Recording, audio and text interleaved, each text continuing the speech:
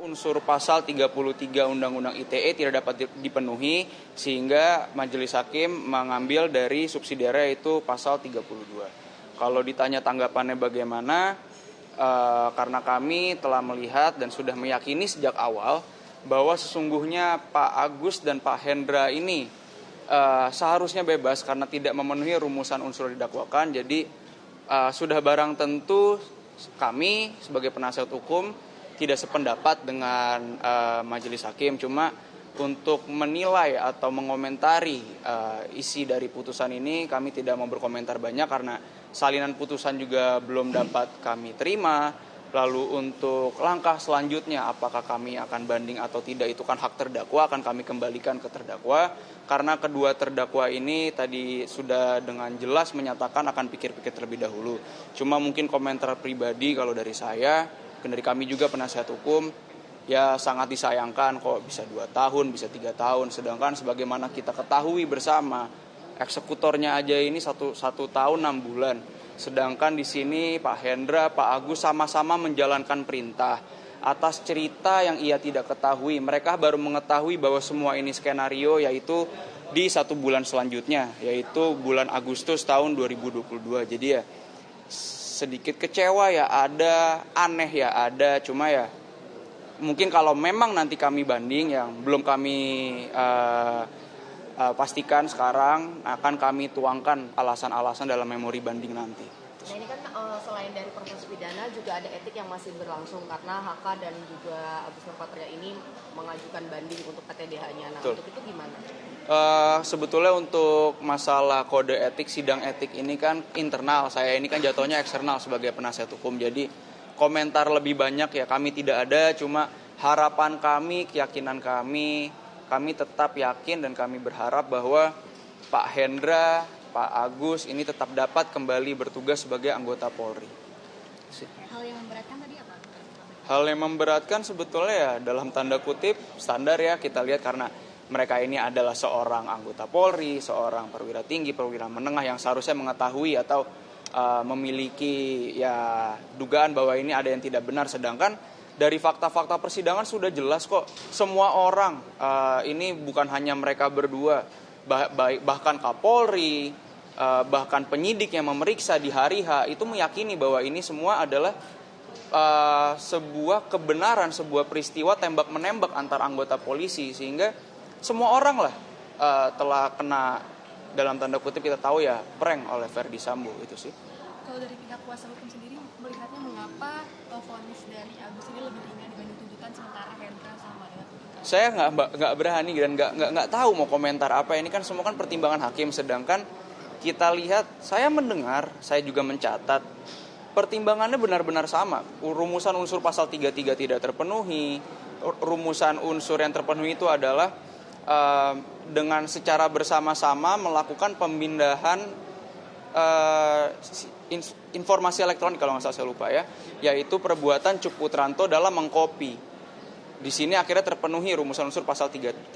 Sedangkan kemarin saya juga dengar Cuk Putranto ini dipersalahkan atas pasal 33. Sedangkan di sini Pak Hendra dan Pak Agus tidak terpenuhi unsur pasal 33. Jadi ya, seperti saya bilang, dibilang aneh ya aneh. Cuma ya nantilah kalau memang nanti kami banding ya kami akan tuangkan dalam memori banding. Cukup. Kalau terkait dengan pertemuan tanggal 13 gimana Mas? Itu kan yang jadi unsur mengetahui skenario dan lain sebagainya itu juga yang dibantah terus selama proses persidangan. Itu kalau kami tetap pada pembelaan kami, tetap pada saksi-saksi yang kami hadirkan tadi kan, tapi dianggap dikesampingkan oleh majelis ya. Kami mau bilang apa mungkin nanti ya saya kembalikan lagi kalau kami banding akan kami tuangkan dalam memori banding. Okay. Gitu. Terima kasih. Terima kasih Mas. Sorry ya baby, maaf ya.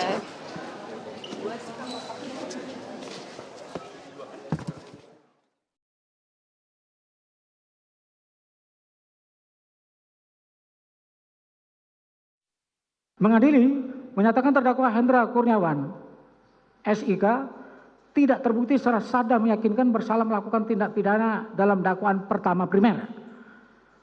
Membebaskan terdakwa Hendra Kurniawan SIK oleh karena itu dari dakwaan pertama primer tersebut menyatakan terdakwa Hendra Kurniawan SIK terbukti secara sah dan meyakinkan bersalah melakukan tindak pidana dengan sengaja dan tanpa hak dengan cara apapun memindahkan suatu informasi milik publik yang dilakukan secara bersama-sama. Menjatuhkan pidana kepada terdakwa Hendra Kurniawan SIK, oleh karena itu dengan pidana penjara selama 3 tahun dan pidana denda sebesar 20 juta rupiah dengan ketentuan bila pidana denda tersebut tidak dibayar maka harus diganti dengan pidana kurungan selama 3 bulan. Menetapkan masa penangkapan dan penahanan yang telah dijalani terdakwa dikurangkan seluruhnya dari pidana yang dijatuhkan tersebut, menetapkan terdakwa tetap berada dalam tahanan, menetapkan barang bukti yang seluruhnya dari penuntut umum sebanyak 67 item tetap terlampir dalam berkas perkara dan barang bukti dari penasihat hukum terdakwa yang seluruhnya ada 21 item tetap terlampir dalam berkas perkara, membebankan biaya perkara kepada ia terdakwa sebesar Rp5.000. Demikian diputus dalam sidang permusyawaratan majelis hakim Pengadilan Negeri Jakarta Selatan pada hari Kamis tanggal 16 Februari 2023 oleh Ahmad Suhail Sarjana Hukum sebagai Hakim Ketua, Juyamto Sarjana Hukum, Magister Hukum, dan Hendra Yulistiawan Sarjana Hukum, Magister Hukum, masing-masing sebagai Hakim Anggota. Putusan mana diucapkan dalam sidang terbuka untuk umum pada hari Senin tanggal 27 Februari 2023 oleh Hakim Ketua tersebut dengan didampingi para hakim anggota tersebut dibantu oleh Saripudin Sarjana Hukum dan Matius Buntus Situru Sarjana Hukum, Panitera Pengganti pada Pengadilan Negeri tersebut, serta dihadiri oleh Sanan Tanjung BCSH dan kawan-kawan penuntut umum pada Kejaksaan Negeri Jakarta Selatan dan di hadapan terdakwa yang didampingi oleh para penasihat hukumnya. Begitu ya. Sudah kami bacakan putusan ini sebagaimana yang sudah saudara dengar. Terhadap putusan ini ada hak saudara untuk terima atau tidak terima kemudian menyatakan banding atau berpikir terlebih dahulu selama 7 hari untuk menentukan sikap. Sikap saudara?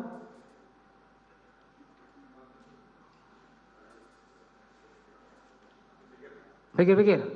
Demikian juga penuntut umum. Begitu ya. Dengan dibacakannya putusan ini maka perkara ini berakhir karena diputus, sidang selesai dan dinyatakan ditutup. Pemirsa, ketujuh terdakwa obstruction of justice dalam kasus pembunuhan berencana Brigadir Nofriansyah Yosua Huta Barat artinya sudah semua divonis.